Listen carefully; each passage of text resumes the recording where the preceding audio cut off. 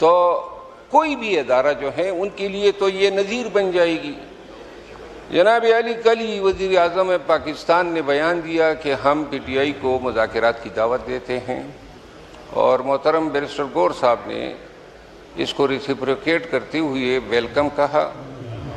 और आज उसी दिन रात को ये वाक़या हुआ।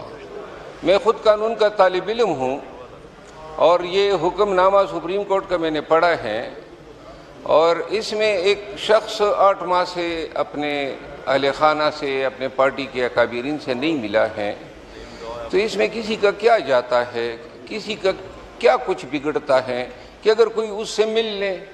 और वो शिकायत है कि उसकी बसारत मुतासर हुई है, शिकायत है कि उनको ब्लड प्रेशर है। तो क्या पाकिस्तान में किसी भी कैदी को अपनी मर्ज़ी के अस्पताल से इलाज कराना और अपने ख़र्चे पे इसकी नज़ीरें मिलती हैं, अदालती नज़ीरें मिलती हैं? माजी में इस तरह हुआ है। मेरी इस्तदा ये है कि क्या अभी तक हम तक नहीं गए हैं लड़ते लड़ते?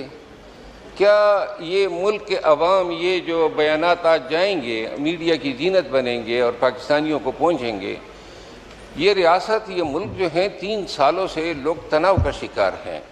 ये इस ऐवान में और बाहर मज़ीद तनाव, मज़ीद झड़पें, मज़ीद एक दूसरे को ताने देना पसंद नहीं करते हैं।